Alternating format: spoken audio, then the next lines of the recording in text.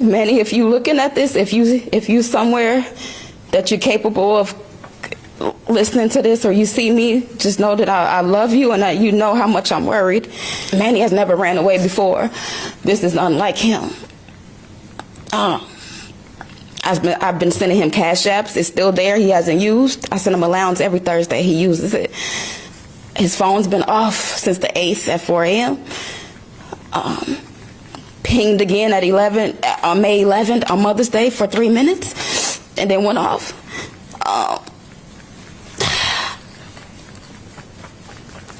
I don't know. If you're watching this, Manny, we need you to come home. You got a whole lot of people that care about you right now. You love so much. I don't know. He's a good kid. He's 16. He has his whole life ahead of him. He had goals. He had plans. He had plans. He just got a job at Planet Fitness. We had plans to go get a Social Security card before he went missing. He had plans. So I know he's not lost. I know he's not just missing. In a world constantly connected, a teenager's sudden silence can be deafening. 16-year-old Manny Collins Jr. sent his last text, had his last video call on May 8th, then simply vanished from Columbia Heights, Minnesota. His digital world went absolutely dark. What truly happened to Manny Collins Jr. after his phone went dark?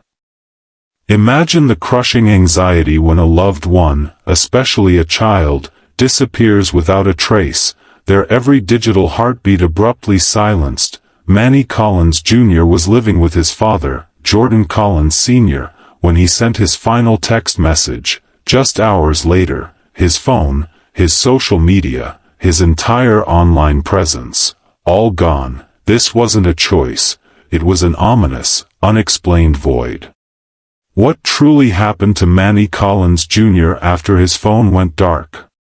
The initial search for Manny quickly met with a wall of suspicion. His own father, Jordan Collins Sr., gave police a story that unraveled under the slightest scrutiny. He claimed Manny left to visit family, but Manny never arrived. Then came the devastating discovery. Weeks after Manny's disappearance, human remains were found in an Elk River landfill. A desperate search for a missing boy had become a murder investigation, and every piece of evidence pointed back to the last person Manny was with.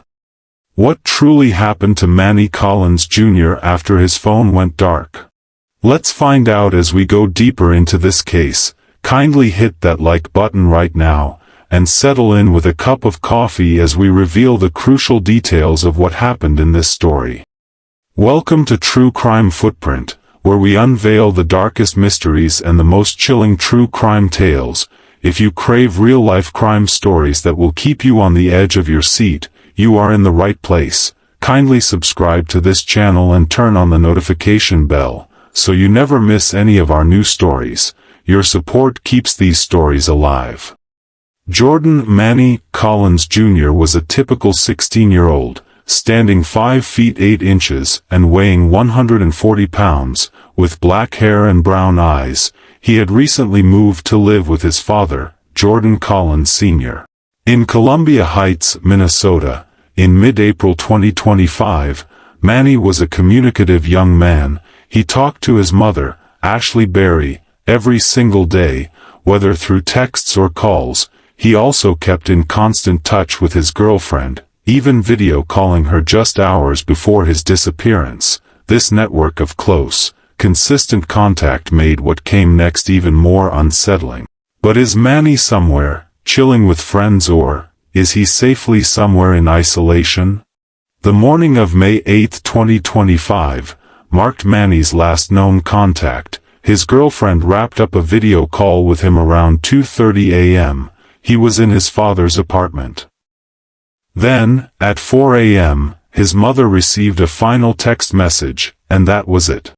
After May 8th, Manny's vibrant digital presence ceased entirely. No phone calls, no social media updates, not a single Cash App transaction. For a connected teenager, this immediate, absolute silence was a blaring alarm. It suggested something far more dire than simply running away. It suggested foul play almost immediately. Let us carefully listen to what Michael Wilson Jr., the brother to Jordan Collins Sr., would say about Manny's disappearance. He was at his dad's house since March. Everybody that know, they know that his dad, and we're just gonna stop referring to him as my brother. His dad, everybody know, his dad been on this Islam, super radical, super extreme, trying to just convert every fucking living organism to Islam. And it's like, bro, you need to chill and pump your brakes, bro. That's your journey. So I'm gonna just put that in the air and let y'all piece together that shit. But if you've been around, you know what's been going on. Me personally, I washed my hands with bro in 2020. Like, I gave him a spot, let him live there. He showed me who he was once again. I stopped rocking with dude. On top of that, he was already on some weird shit and moving like a predator on some grooming shit. So I don't get down like that. So I had to cut bro off completely. My nephew staying over there, the nigga's been weird. He's been hella extreme. He's been trying to force that on Manny. He's been trying to just force it on everybody, and everybody been keeping their distance, a lot of people. But fast forward to this situation. Manny is not the type of kid, young man, boy, however you want to call it, to just up and disappear for days at a time, man. My nephew don't do that. He'll let somebody know something by now, man. And when we try to all get together with his dad, he's not even showing like a sense of urgency. He's honestly sounding like he's been getting high again. I call him, he's sounding all slumped. I don't know what he's doing. I don't know if he's smoking meth. I don't know if he's on heroin. I don't know what the fuck dude is doing. He's weird. But when I'm calling him and trying to link up with him to find my nephew, he's nowhere to be found. He's trying to dodge me. I'm like, I'm about to pull up. He's like, oh, no, I'm about to go here. I'm going to go hand off. I'm like, bro, if your son went missing by your crib, why are you trying to go to St. Paul and over on Lake Street to pass out flyers, bro? Let's start here. You know what I'm saying? So he starts getting like real suspicious. That's just to me. Again, I ain't even talked to nobody really. And then about 3 days into all of this, he starts slipping up even more. Like I said, I don't know if bro is getting high, but the way he was moving, he's starting to slip up again. And I'm like, yo, where you at? He's like, oh, I gotta go to the mosque and pray, blah, blah, blah. And by this time, I'm already feeling like something's off. He wouldn't really like tell me to come to the crib. He'll try to tell me to meet him somewhere, and then like say he's going somewhere else. I'm like, yeah, bro, something's going on, bro. And I feel like the way he is, he might have my nephew somewhere trying to force that Islam shit onto him. And I keep putting it out in the air, man. Like I said, this ain't no street shit. This ain't none of that shit people be trying to glorify and be on, bro. This is a young man, a 16-year-old young man. This is my nephew. This is Ashley's son. This is Dawn's grandson. You feel me? And my brother, man, he knows something, man, and the police will not detain this fucking clown and question him. He's not smart. He don't got a fucking job. He don't got no money. He don't got no lawyer.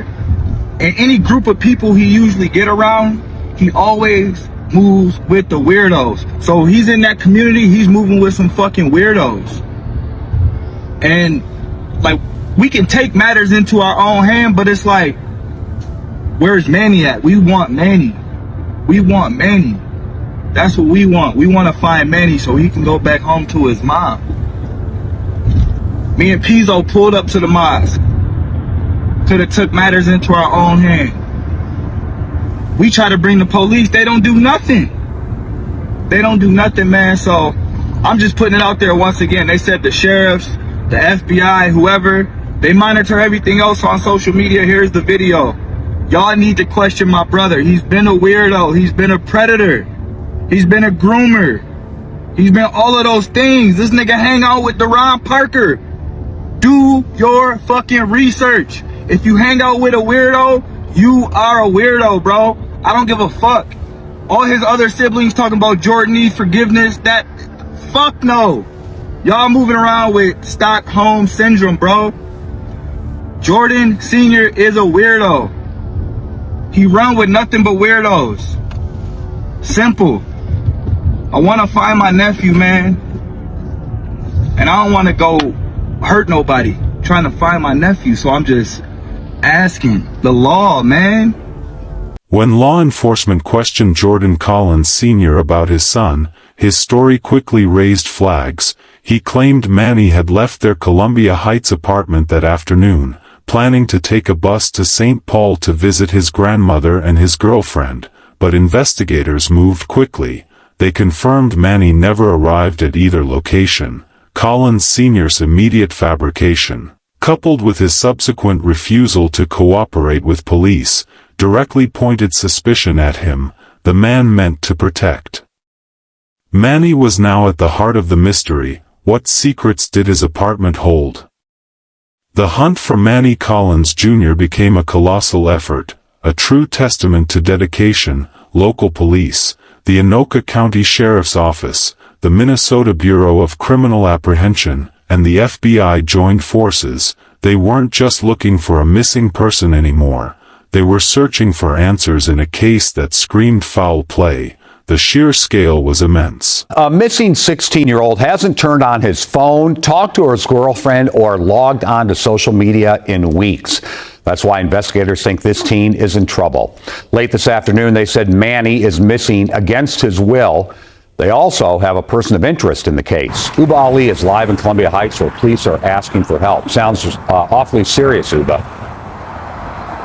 That's right, Frank. And they're asking anyone along University Avenue or in the surrounding neighborhoods. There's a lot of homes in this area to check their surveillance cameras. And that's because that young boy's mother tells us he lived in this apartment building behind me. To give you an idea, here's a map of where 16-year-old Jordan Collins Jr., also known as Manny, was last seen on May 8th. That's 20 days ago. Since then, his phone turned on once for about 3 minutes, and he hasn't logged into social media or even claimed the allowance his mother sent him via Cash App. My son's been missing for 20 days, and it's been the worst 20 days of my life. It's like a nightmare that I can't wake up from.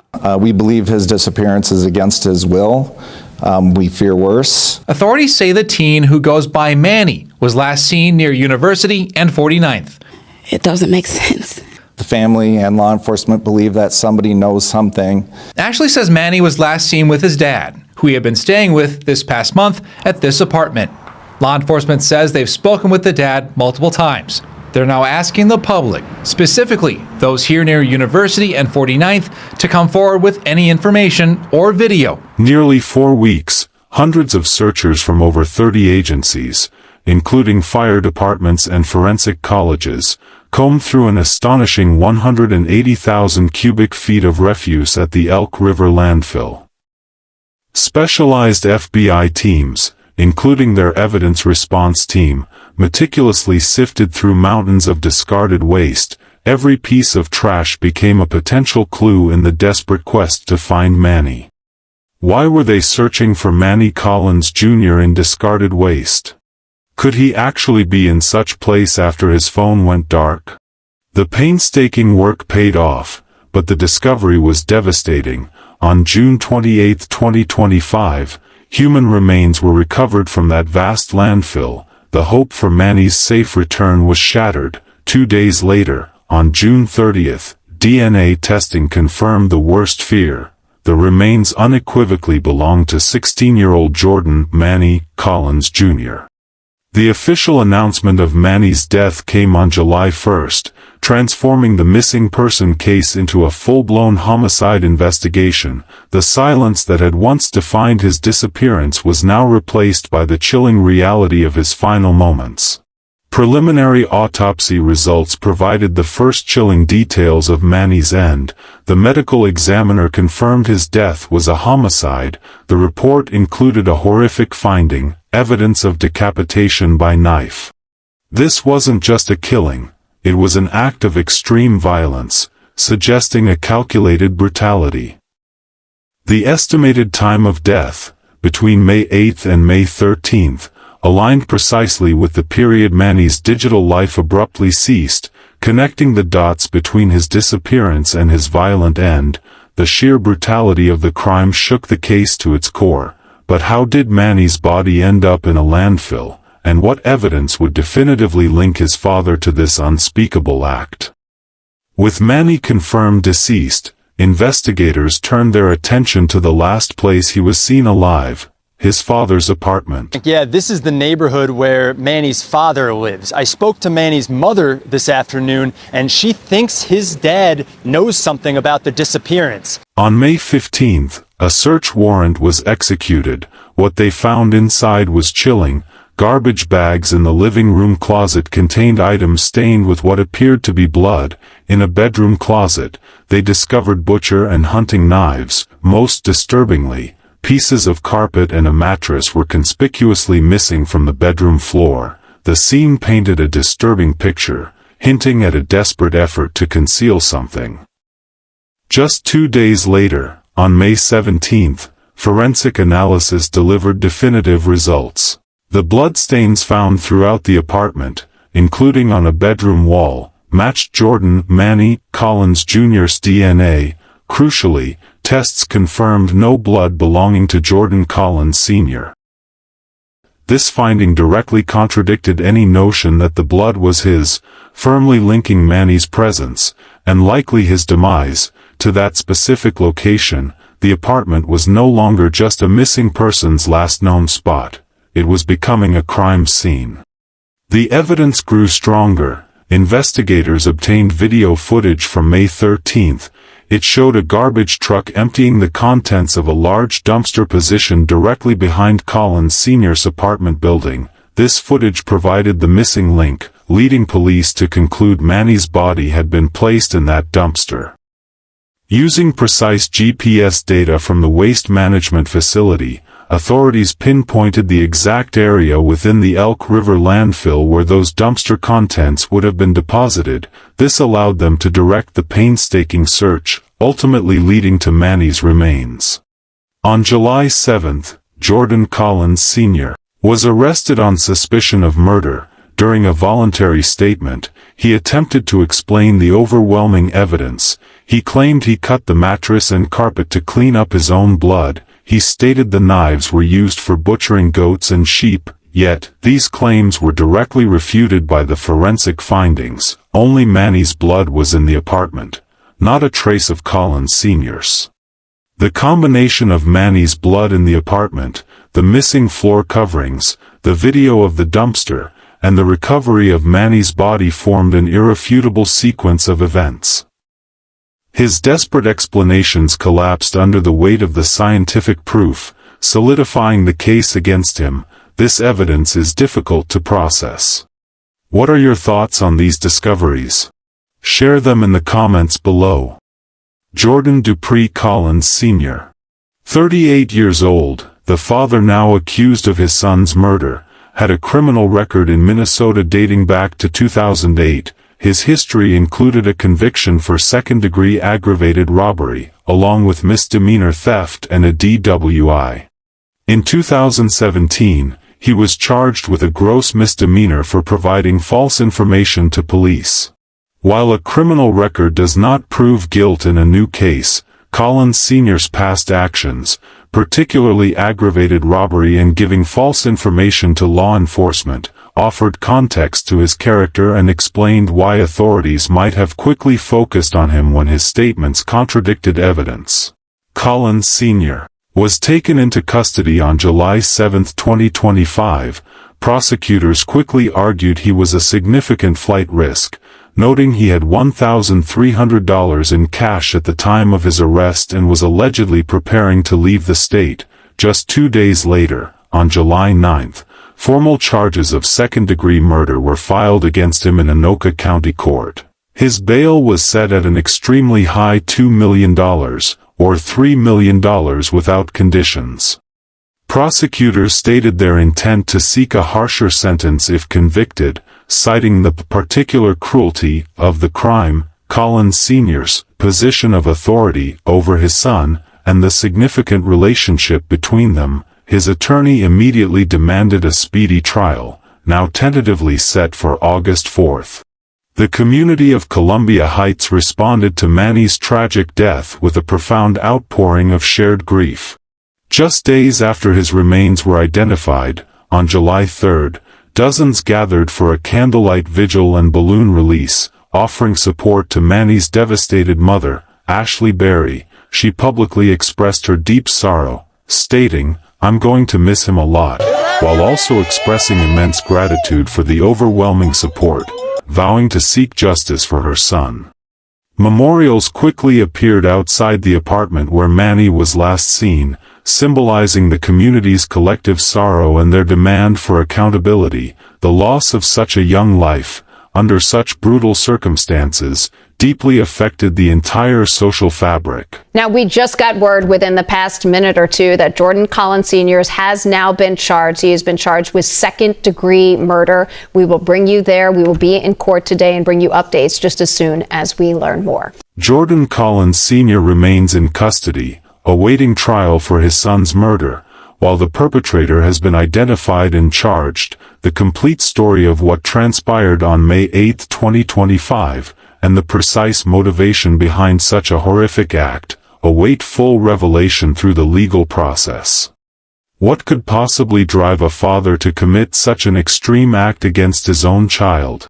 This question echoes through the case. The ongoing legal proceedings are the mechanism through which the complete truth will hopefully emerge, providing a definitive resolution for the community and, most importantly, for Manny's family, who continue to grapple with their immense loss while awaiting justice for Jordan Manny Collins Jr., a young life, brutally cut short, a community heartbroken by an unthinkable crime.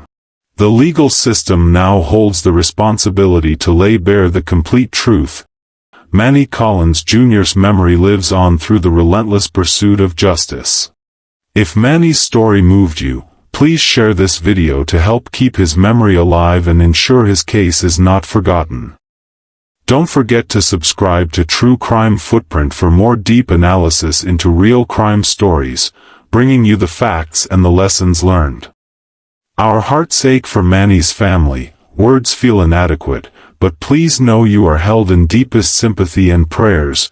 May you find strength and comfort in memories of Manny. Thank you for watching, for your attention, and for joining us on this journey of reflection. Stay informed, stay vigilant, and above all, stay safe. See you on our next video.